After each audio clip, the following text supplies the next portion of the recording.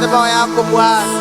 Tunakuinua, tunakutukuza kwa kuwa wewe ni Mungu uishie milele.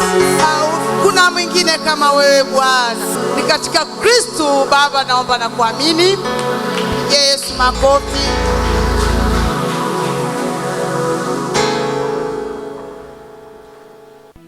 Mungu huwa ni mwaminifu kwa kila jambo tunalolitenda katika maisha yetu. Na kabla ya hiyo, tunahitaji uwepo wake katika maisha yetu kila wakati. Ndio ndiposa ujumbe wa leo, siku ya leo, tunaenda jifunza kuhusu faida ya kuwa katika uwepo wa Mwenyezi Mungu. Mungu anahitaji maisha yetu kuwa huru kwa kila jambo tutendalo, tunapomweka mbele zaidi ya chochote tunayotenda katika maisha. Tunasoma katika kitabu cha Mambo ya Nyakati, First Chronicle, Nyakati wa kwanza 16:11. Mwendeeni Mwenyezi Mungu, Mungu mwenye nguvu. Hili liko na maana gani katika maisha yetu ya kila kazi? Mkumbuke Mungu akiwa ni Mungu mwenye nguvu. Nguvu zake zote zinazidi nguvu yoyote ya giza dunia hii.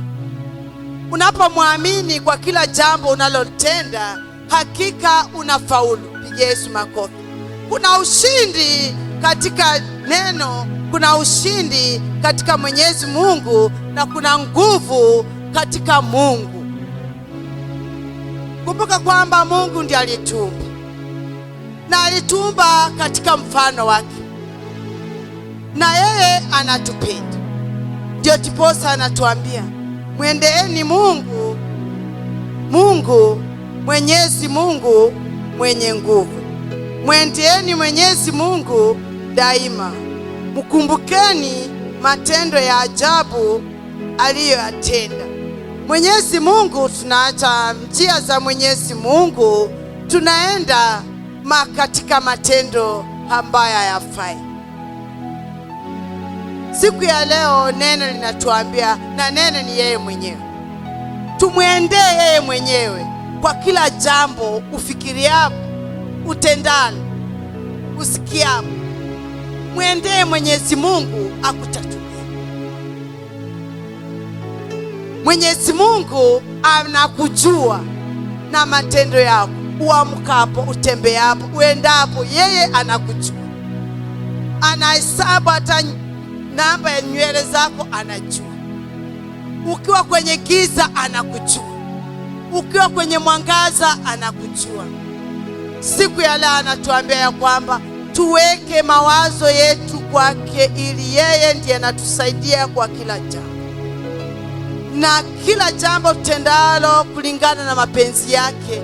Yeye hawezi kosa kutusaidia ama kutuelekeza sehemu ambayo ni ya mafanikio katika maisha yetu. Pigie Yesu makofi. Na vyanzo vya maisha yetu ni Mungu. Chanzo ya maisha yetu ni Mungu.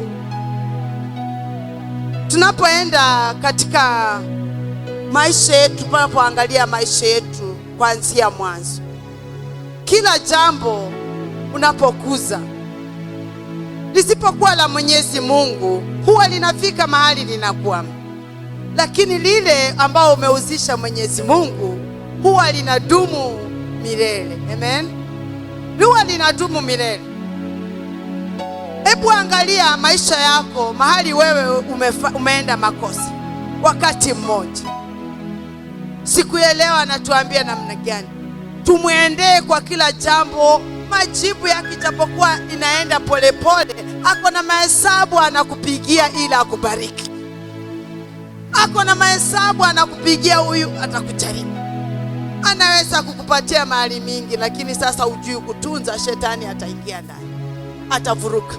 Na wewe hujamjua jinsi na vile amekupatia hili jambo ulitenda, ama hili amekubariki na hizi baraka utaitunza namna gani. Ndio diposa wakati mwingine tunarudi nyuma, tunasema namna gani?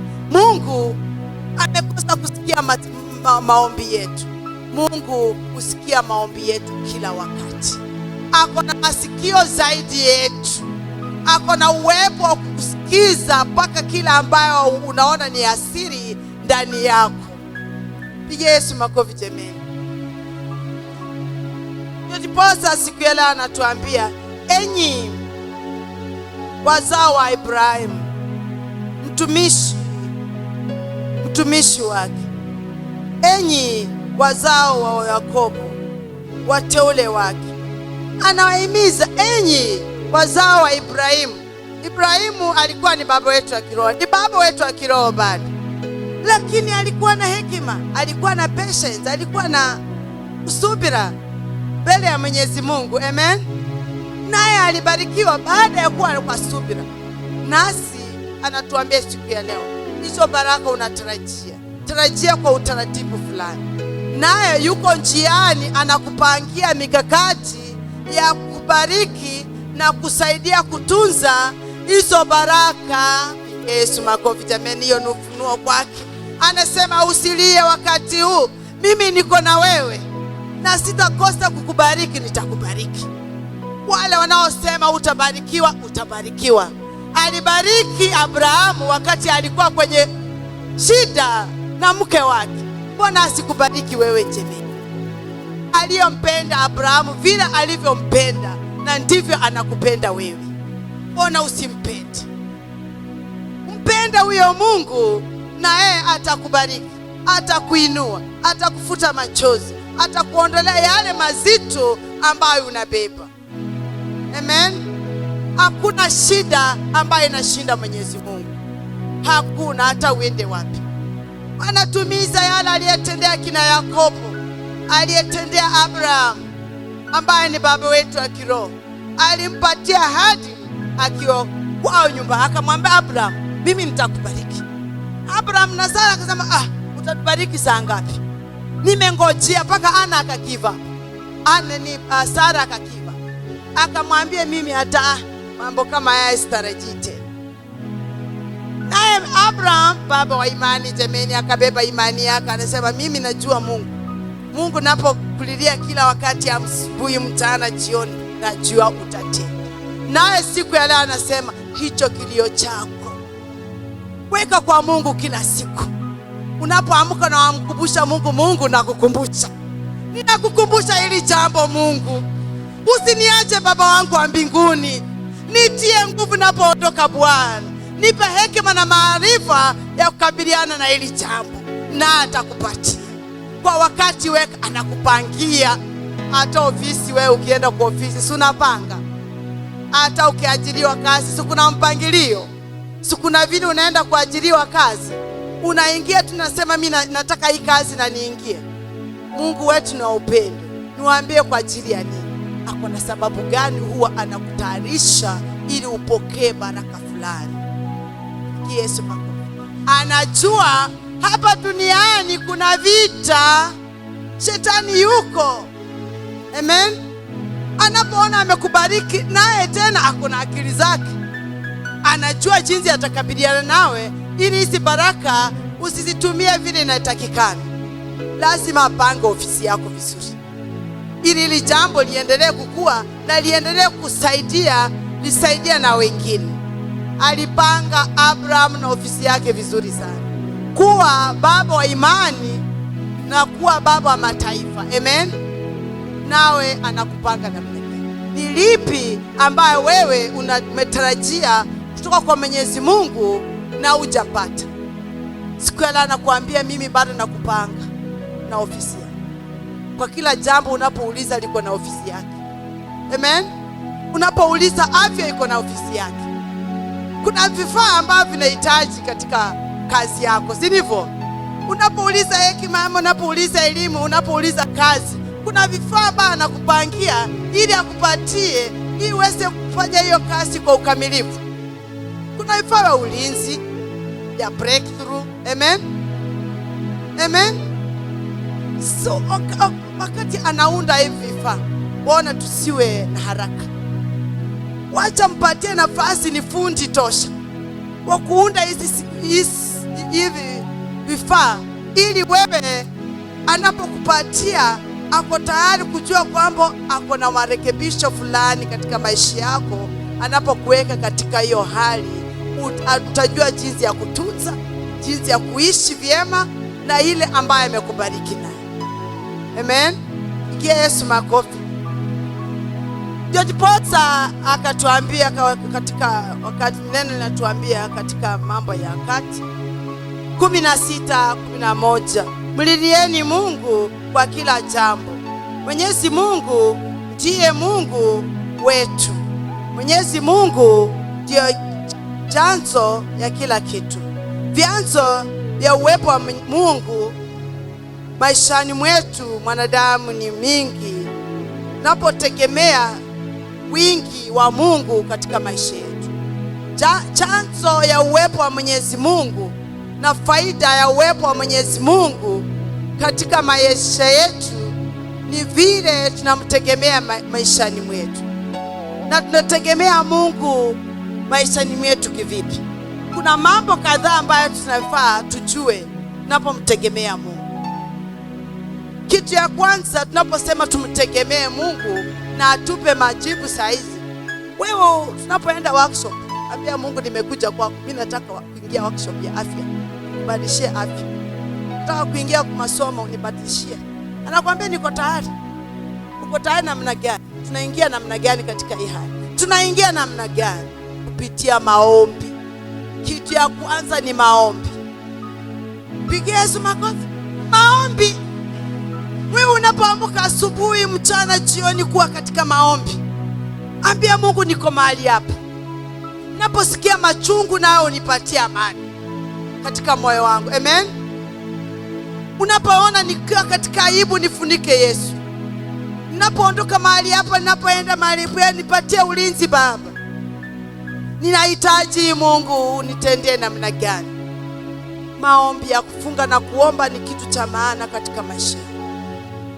Inaondoa vipingamizi mingi katika maisha yako. Umeomba asubuhi, pengine kuna jambo lilikuwa litaka lifanyike katika maisha yako, lakini kupitia maombi, wale ambao wanatega wameteguliwa.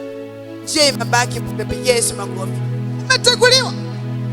Anayekuombea mabaya leo anaona vile atapita hapa, na hiyo njia ni hiyo. Naambia Mungu, nitapita. Nipe ujasiri, ulinzi wako nitangulie. Nipatie amani siku ya leo Mungu. Nipe ujasiri na hekima ya kutembea na wengine. Niwapende wengine jinsi mimi mwenyewe najipenda. Ambia Yesu kila ambao unataka. Na hiyo barabara, pengine ile maombi umeomba ndio inaenda kutegua mtego. Inaondoa mbele zako. Je, inafungua hicho kifungu kilikuwa kimejificha. Amen. Lakini umwambie leo unataka kufunga na kuomba. Mungu, nipatie nguvu za kufunga na kuomba. Yale maombi, wale waliotega mitego imeteguliwa. Wanaposimama wanafikiria ni nini litendeka, Mungu huyu alikutendea kwa ajili ulikuwa katika maombi. Pigia Yesu makofi. Na je, kama hukukuwa katika maombi, haingewezekana. Haliwezekani. Kwa ajili huo mtego uko. Na silaha ya kutegua mtego ni nini? Maombi. Ulivyopiga magoti asubuhi ukamuuliza Mungu, silaha ya Mungu ilipita. Wakitone vifaa vya Mungu vikupita ya ulinzi. Wakaenda wakasafisha njia. Juu uliomba uwepo wake.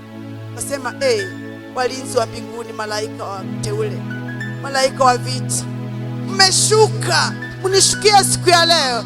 Uniondolee all obstacles on my way. You clear all the obstacles on my way and pave me way to wherever I'm going. Naangalia riziki yangu Baba. Nimelala njaa leo, lakini leo Mungu, kila mtego, kila shimo walioweka pesa yangu, funika leo. Nenda kwa kazi yangu, funika. Asubuhi hakika kama umelia hakuna chochote, hilo shimo linafunika. Ananyosha mkono wake, linafunika. Linafunika na linakupa amani. Na unashukuru Mungu, nasema asante, leo riziki yangu Mungu amesikia maombi. Amen. na bila maombi haiwezekani. Kwa ajili kuna mambo fulani ambayo katika maisha yetu mpaka maombi, na tujifunze kuomba. Naye mwenyewe akatuambia, Yesu mwenyewe akatuambia, nina maombi. Baba wetu aliye mbinguni alifunza disciples wake, wafuasi wake, akawaambia, mimi nitawapatia maombi kamilifu, maombi ambayo ukiomba ile ombi kila siku, hakuna uwepo wa giza utakao kufuata wala mbele, kando wala kando. Amen. Baba wetu aliye juu mbinguni, jina lako litukuzwe, ufalme wako ushuke, utakalotenda siku ya leo litendeke. Bwana, maombi ya nguvu ambayo ametupatia, ile ombi peke yake, hata asubuhi mchana ukitembea, lina nguvu. Unapoomba utukufu wa Mwenyezi Mungu, ambia Mungu, katika jina lako takatifu Baba, ketie kwenye kiti cha enzi, naomba Bwana jina lako likatukuzwe katika maisha yangu, likatukuzwe kwa hili jambo ninaona ni ngumu kwangu Baba, kwa haya magonjwa likatukuzwe, kwa hii frustration hii tukuze Bwana, kwa hii aibu ambayo niko ndani likatukuzwe, na ufalme wako ukashuke, ukakabiliana kila falme ambazo zimeshikilia maisha yangu Bwana, ukategue kila mitego, kila milima wamejenga katika maisha yangu, ukaishusha. Na kama kuna shimo yoyote Baba wa mbinguni, ifunike. Hakika kula analeta jeshi lake, hatujui Mungu uko na jeshi kamili na kubwa zaidi, analiteremsha mara moja katika nyumba yako, na linaanza kufunika haya mambo, linaanza kufunika. Ambia mwenzako, linaanza kufunika, naanza kufunika. Mwambie funika mabonde ndugu. Shikilia mwenzako, mwambie funika mabonde. Shika mwenzako, mwambie funika yale mabonde. Jeshi la mbinguni tunapoliitisha linafunika haya mabonde, na ushushe ya milima, yale mashimo linafunika. Mwambie mwenzako, linafunika yote. Muamini kwamba Mungu huyu ana nguvu. Ambia mwenzako, amini kwamba Mungu ako na nguvu. Amini ako anatenda, anaweza katika maisha yako. Kwa haya mashimo ya ufunika, kwa haya majosi ufuta, kwa uji anatufunika tena. Amen. Pigia Yesu makofi. Tunasikia kwamba Mungu anahitaji, jambo la pili kando na maombi, anahitaji unyenyekevu wa hekima. Kuna unyenyekevu mwingine si wa hekima, na kuna wengine wa hekima. Amen. Ambao ni wa Mwenyezi Mungu. Amen. Lazima tuwe katika uwepo wa Mwenyezi Mungu na unyenyekevu wa Mwenyezi Mungu. Tunapotembea tuwe na unyenyekevu. Amen. Kuwa na unyenyekevu katika hali zako zote. Mtambue Mungu kupitia unyenyekevu. Juu kila wakati shetani ako na pembe. Unasikia shetani ako na pembe. Ako na pembe. Ako na pembe. Mungu hana pembe. Hana pembe. Pembe ya Mungu ni unyenyekevu. Yesu makofi. Pembe ya Mungu ni unyenyekevu. Haya shetani akainua mambo yake duniani, mambo ya kushangaza sana.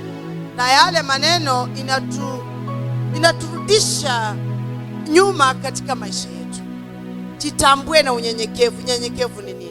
Ni ile hali ya kujishusha katika mambo ambayo unatenda, katika kazi ambazo unatenda. Na unaweza kujishusha kupitia afya yako. Unawezaje kujishusha kupitia afya yako? Afya yako ni nzuri. Mwingine umeona amedhoofika, msaidie. Amen. Umejishusha. Amen. Umeona need ya mwenzako, umeona matarajio ya mwenzako, afya yake iko namna gani? Jishusha. Hata kama uko juu, jishusha. Anza kushughulikia yule ambao unaweza shughulikia, yale ambao unaweza ukamsaidie, unamsaidia. Afya yako jishughulikie. Shusha. Sema mimi sikula mboga, kula nyama na chapati. Mungu anatupa hekima na maarifa. Amen. anakuambia ukikula mboga na ukula omena misikuli. Haujui hiyo unajishusha kwa ajili ya afya yako. Amen. Tu ni kitu ambacho kitatengeneza, ni chakula ambayo itatengeneza afya yako. Kuna uwezo wa kukula chips, kukula nini, kula, lakini kumbuka kwamba ujishushe kwa ile chakula ya chini zaidi. Amen. Ambayo inaweza hata kutengeneza mwili wako. Kitu kingine, kujishusha katika mapato yako. Jishushe jinsi ya kutumia mapato yako. Jishushe. Uko na mapato kiwango fulani, jishushe kwa hayo mapato. Wewe uko katika hali fulani na unataka kuingia kwa hali nyingine, ama uko kwa mapato yako iko chini, lakini unataka kukula juu, unataka kuvaa juu. Hiyo inatuletea vikwazo katika maisha yetu. Amen. Shuka na mapato yako, panga watu akupange kulingana na mapato yako. Amen. Kama haiwezekani, haiwezekani, namwambia Mungu, nipange na haya mapato yangu. Amen. Nipange na ile kidogo niko nayo. Na najua ulipowalisha samaki 3 na mkate 2, amen, walishiba. Amen. Ile yote hiyo kidogo, ulipowalisha samaki 3 na mkate walishiba. Na hiyo yako utashiba, itakushibisha mahitaji yako. Amen. Kama msimu watasema mimi lazima nitafute pesa niende na transport 5,000 na pengine uko na 20,000, utapiga hesabu ya kutoka hapa, pengine unaenda down Kenya, unaenda unapata gari 5,000, unapanda tu, haukumbuki kwamba utarudi, kuna mahitaji mengine unahitajika huko nyumbani. Januari ikikuja, mambo inakuwa ngumu. Shetani anachukua ushukani wa kusambaratisha, wa kushusha katika imani. Wakati huo hawezi kukupatia mwanya wa kuomba, kwa ajili unakuta kwamba umeshikana katika shida, umeshikana katika hali ambazo hukutarajia. Lakini naye Mungu siku ya leo anakuambia jishushe, unyenyekee chini kabisa katika mapato yako. Nyenyekea kabisa katika vile unavyotumia mapato yako, vile unapoishi katika boma yako, na vile unatenda kazi yako. Jishushe na umuombe hekima na maarifa ya kukabiliana na kila hali katika maisha yako. Anaomba Mungu, anatuambia nyenyekeni kupitia watoto. Dhabihu, toa dhabihu kulingana na mapato yako. Tolea watoto wako dhabihu wakati, toa maisha yako kwa Mungu. Amen. Nyenyekea na maisha yako, afya yako, nyenyekea na Mwenyezi Mungu. Mwambie Mungu, na nyenyekea, na shukuru Mungu kwa hii mwaka, nimenyenyekea na mapato yangu haya, nimenyenyekea na hii kitu mbele yako Bwana, kwa ajili ya afya ya watoto, kwa ajili ya masomo ya watoto, kwa ajili ya kila kitu umenitendea katika mwaka huu. Na uone Mungu atatenda. Maombi yako itamfikia. Pigie Yesu. Wengi tumekuwa katika hii hali ya kusema leo mwaka huu haikuwa mzuri, mwaka huu imekuwa, huu mwaka umeisha. Wacha Mungu tutarajia yale na kuja itakuwa zaidi, na atupatie amani, na matarajio yetu ambayo hatukupata mwaka huu yamefanikiwa zaidi mwaka ujao. Nayo kupitia ya maombi tutashinda vita. Amen.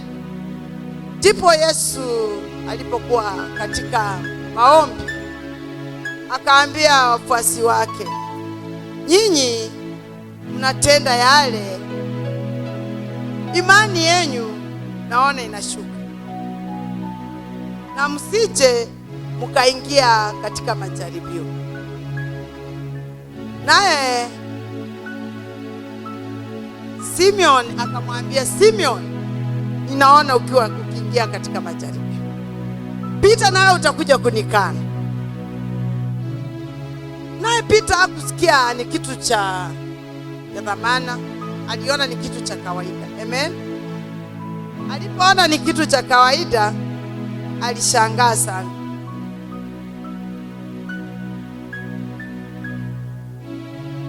Ukisoma Luka 22:31 hadi 32,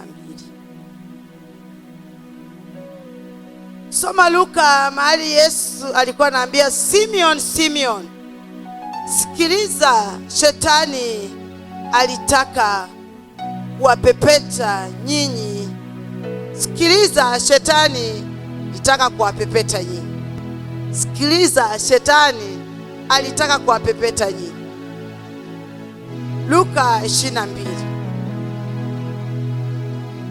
anatuelekeza vizuri, akipatia mfano ya wafuasi wake, akisema kwamba sikiza Simeon. Tena alimuita mara pili, Simeon, Simeon, sikiliza, shetani alitaka kuwapepeta nyinyi kama mtu anavyopepeta ngano. Ushaona mfano wa ngano? Vile unapepeta ngano, vile unapepeta ngano, unapepeta inaenda juu, na uteo anakuweka kwa uteo, anakupepeta hivi. Ukitoka kwa juu unakaaje? Mfano wa ngano, unapopepeta ngano, wangapi washaipepeta ngano ama wimbi ama mahindi? Ukipeleka juu unarudi chini. Amen. Ukipeleka juu unarudi chini. Yesu aliwaonea huruma sana, akawaambia, mimi ninaona Simeon, Simeon. Simeon sijui alikuwa nasikia, kiona vile alikuwa Simeon, Simeon, ninaona Mungu shetani akiwapepeta kama ngano, mtarushwa juu na uteo chini. Tarushwa kwa ajili ya nini? Aliona hawana hekima ya kuingia katika maombi zaidi na kusama maombi na kusikiza Mungu anasema nini na kuomba nguvu za Mwenyezi Mungu siwaongoze katika maisha yao, ili wamtambue shetani zaidi na matendo yao na jinsi ya kumpepeta shetani. Amen. Pigia Yesu makofi. Jua jinsi ya kupepeta shetani. Si shetani kila wakati atakupepeta tu kama ngano. Na ndivyo alikuwa anawaambia. Kila siku wewe wapepetwa tu kama ngano. Pia wewe pepeta shetani. Amen. Mpepete. Yeye anakuweka kwa mguu kama mpira, anaenda, unaenda. Na mbona wewe usirudishe mguu yake chini? Nayo chukua mpira wako wa Yesu kupitia maombi, na mpepete, kurudishe kwa shimo. Mwambie kwenda kabisa. Kwa nyumba yako, watoto hauna nafasi. Kwa kazi yangu hauna nafasi. Kwa afya yangu hauna nafasi. Hebu pigia Yesu makofi. Ambia mwenzako, kwa kazi yangu shetani hana nafasi. Nitampepeta ila alivyotaka kupepeta na kama ngano, nami nitampepeta kupitia maombi. Shika mwenzako mkono, mwambie nitampepeta shetani vile aliyopanga kunipepeta. Nimepata formula siku ya leo ya kumpepeta. Hana nafasi. Nakiri mbele ya Mwenyezi Mungu. Piga Yesu makofi.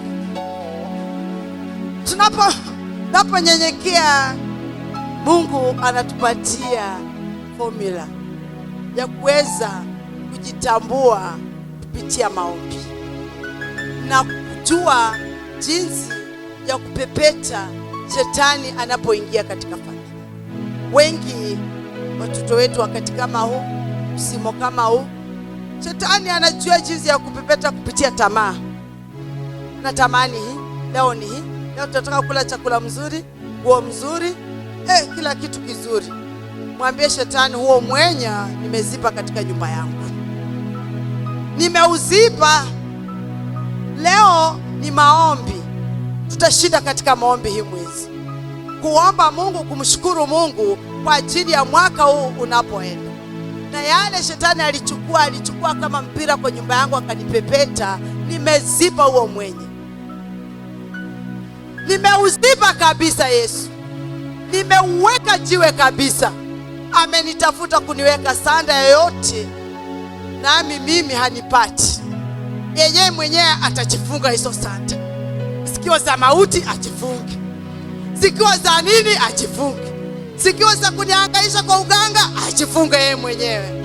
Sikio ni nani amejipanga na mambo yake na michale yake na silaha zake za kunifunga sanda mwenyewe kwa hiyo shida. Amen. mwenye apokee, kwa ajili Mungu ni wa upendo. Amen. Hawezi takia yoyote mabaya. Shetani ndio ututakia mabaya. Na Mungu anatuambia nini kwa siku ya? Anatuambia katika hili neno, si lote mkiona yale yameanuka mabaya katika maisha yenu, niko na nyinyi.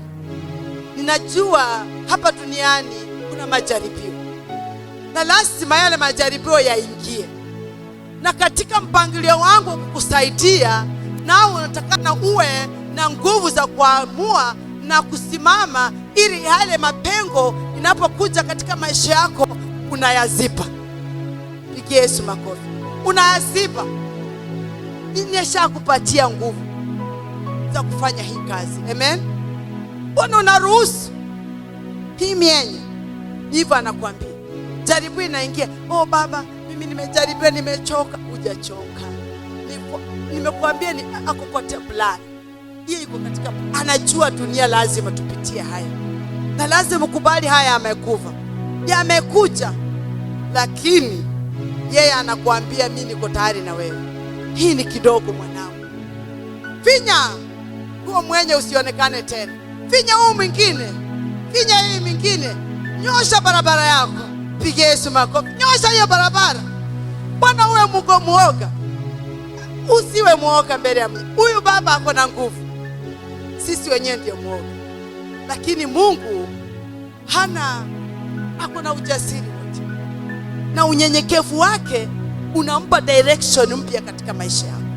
Na wewe mwenyewe chukua direction mpya katika maisha yako. Unapoomba hili jambo, wacha kulipuuza. Ingia kwa maombi. Funga ye mwenye na maombi. Funga na kuomba. Omba kwa mnyenyekevu. Leta amani kwa moyo wako. Wengine pokea amani. Kwa familia pokea amani. Utakuwa umeziba huo mwenya wa kuleta vita mahali pako. Kuleta vita kwa watoto wako. Kuleta mafanikio kwao, leta mafanikio kwako. Nawaambia Mungu asante kwa hili jambo. Nimelitenda, siliwezi, sitakuwa na nguvu, lakini chukua ushukani. Amen. Unapojua family members, hapa kuna wivu. Kuna mambo ambayo inaendelea hapa. Wacha kuwa tubu. Achilia upendo, amani kwao. Ombe amani. Kile unaweza naambia ndugu, mimi naweza hii. Sipo huo mwenye. Usipofanya hivyo shetani naye anapata huo mwenye. Na ndio chance ya kuja kuanza kuchanua familia yako. Pepeta kama ngano kwa tray. Amen. Unamwambia asante. Ndio maana tunasema unyenyekevu. Wewe na mali yako, watoto wako, nyenyekea. Si mimi niko na mali, niko na pesa yote. Tunaambia shetani ni msiri.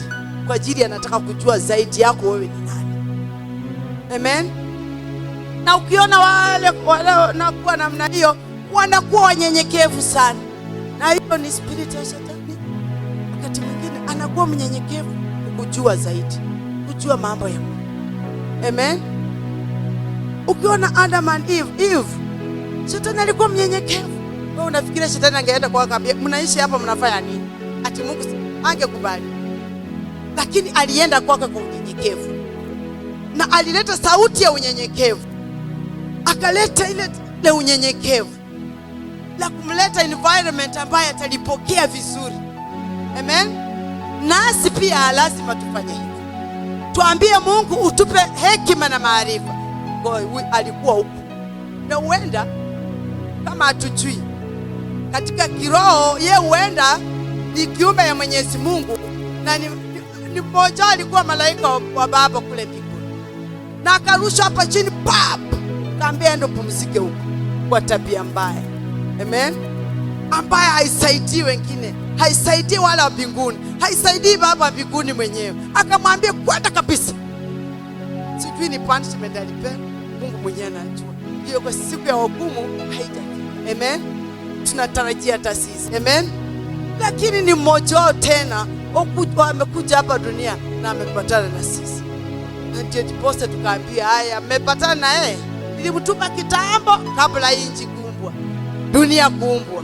Kwa hivyo tayari ashaweka kwenye shimo kupitia wazazi wenyu wa kitambo, wale walitangulia duniani. Amen. Na nawapa formula. Nimeleta mwanangu Yesu wa kuwakomboa katika ila hali. Walipomkomboa, ni njia hii, mimi ndio njia. Amen. Ni njia, ni mimi ndio njia. Yale ambayo Yesu ametufunza ndio njia. Mungu anapotuambia kuweni makini kwa kila jambo, kuwa makini kupitia maombi. Ukiona mgonjwa umepersist, jua ni nini inaendelea kwako. Wacha kuziba masikio, wacha kuziba hisia zako za ugonjwa, wacha kufanya nini? Tembea, ambia Mungu ninaenda maombi, ninafunga na kuomba. Tenga siku, tenga wakati wako, kila wakati, kila siku, asubuhi, mchana, jioni. Tembea na uwepo wa Mwenyezi Mungu kupitia maombi. Pigia Yesu makofi. Tunapoendelea kusoma katika kitabu ya Simoni nitapepetwa mwenyinyi kama ngano, lakini mimi nakuombea ili imani yenu isipungue. Mimi naombea ili imani yenu isipungue. Yesu alimwambia naombea imani yenu isipungue. Na wewe mwenyewe tia bidii katika imani yako. Hakikisha imani yako isipungue kwa kila hali unapitia. Kila wakati amko ukisema imani yangu Mungu isitishie. Na ndio basi tunaombanga maombi yetu, tunaomba na tunanyenyekea hivi mbele ya Mwenyezi Mungu. Baba mbinguni, unapoomba msamaha, omba msamaha kwa Mwenyezi Mungu. Unapoomba msamaha, mwambie Mungu nikubali hapa. Sijui mimi niko vipi, uwajua zaidi yangu. Nami nanyenyekea mbele zako siku ya leo. Unifishe tu kofia ya wokovu peke yake Baba. Breastless ya salvation, tunitembea katika uwepo wako.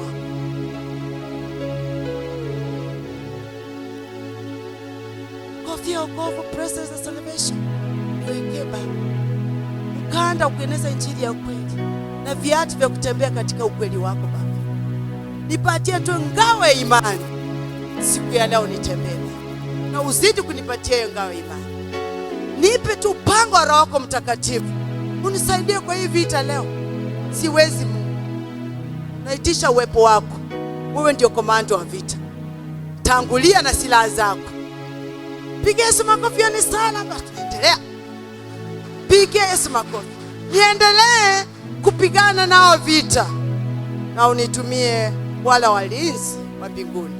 Wanitangulie napopigwa vita, wanisaidie. Na uwepo wako unitangulie. Omba kibali ya kujivisha nini? Silaha tofauti. Silaha ya imani. Kila kitu kiwe ni imani kwako. Tunapoenda kupiga magoti, tunaenda kuvunja bila kuomba silaha na ulinzi wa Mwenyezi Mungu. Kienda kuvunja madhabahu ya Mungu wengine, unakanyaka naye anakukanyaka. Umeomba ulinzi, umeingia katika ulinzi wa Baba wa mbinguni. Umewaitisha wakuje siku hiyo. Na siku gani wewe umewaitisha?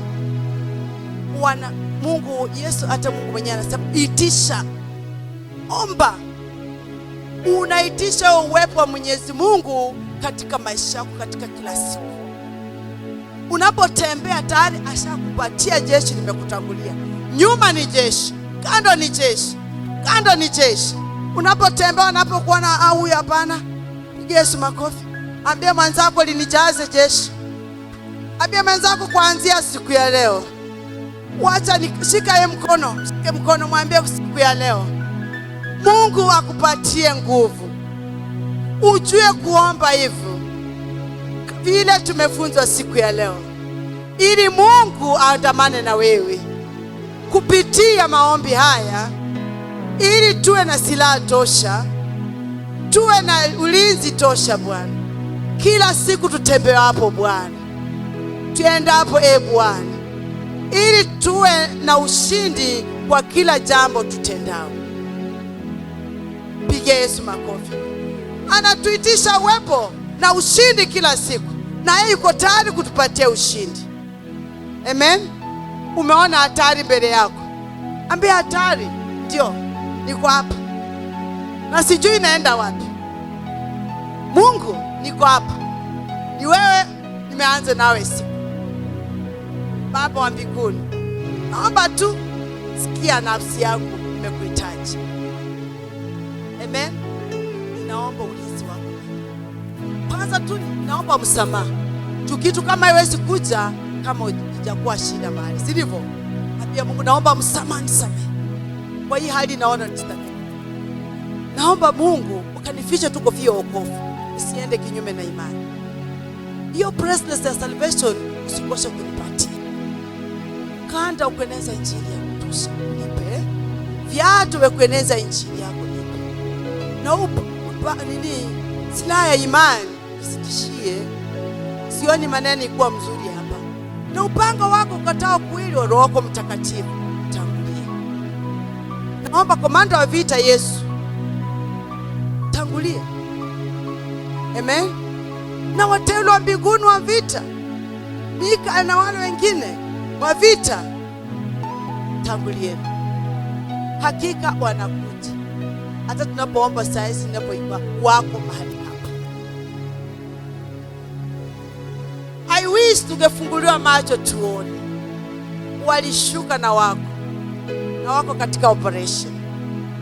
Amen. Ni vile tu macho yetu bado, lakini wakati tutaanza kupewa ile ufunuo, wakati tunazama maombi. Amen. Ndio basi tuambia, zameni maombi. Mtaona makuu katika maisha. Hamtaogopa yale ambayo yako dunia hii. Hamtaogopa utisho wote. Utaogopa mchawi, utaogopa nani, utaogopa nani. Yeye akija tayari uko na ulinzi wako, side to side, mbele na nyuma. Unatembea na ujasiri wa Bwana Yesu. Pigie Yesu makofi. Ingine tunapomalizia tunasema kwamba Mungu ana uwezo katika maisha yetu, na faida yake ya kuwa katika uwepo wa Mwenyezi Mungu, kitu kingine ni kumwabudu kupitia matoleo yetu. Amen. Kupitia kusambaza injili yake. Amen. Unaposambaza injili ya Bwana Yesu, unapokuwa mhubiri, ni kazi gani wewe umepewa katika hekalu la Mwenyezi Mungu? Ni nini hasa wewe umepewa katika hekalu? Ni kazi gani hata katika hekalu, hata uko nje umeasainiwa? Assignment gani wewe umeasainiwa katika maisha yako kwa kazi ya Mungu? Hakika ni nini wewe utenda juu ya kazi ya Mungu? Kukua katika uwepo wako Bwana, ili ukatuelekeze katika njia zifao Bwana, ukatuondolee kila hatari katika maisha yetu na kila siku Baba. Wewe ni Mungu mtakatifu wa takatifu. Tumeweka haja za moyo wetu mikononi mwako Bwana. Siku ya leo Bwana, inua kanisa lako lote mikononi mwako Bwana. Inua watumishi wako mikononi mwako Bwana. Jaza kanisa mikononi mwako Bwana. Unaweza kwa kila jambo Bwana. Wewe ni mtakatifu Bwana. Napoenda maombi haya Bwana, utukumbuke Bwana. Kila vita ambayo umepitia, unajua kila loophole iliyotoka Bwana. Kila madhabahu iliyoinuliwa kwa ajili ya maisha yetu hapa duniani.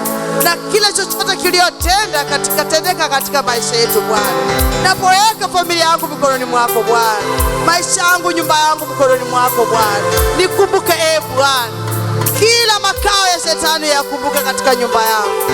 Wewe ni Mungu unayeona kwa siri Bwana. Msimu Bwana, naomba uwepo wako Bwana. Na kila jambo lililotendeka Bwana, ambaye si la kupendeza na kupendeza hata wewe Bwana. Bwana, naomba likaniondolee katika maisha yangu Baba. Wewe ni Mungu mtakatifu. Katika Kristo Baba naomba na kuamini. Tunaingia katika maombi.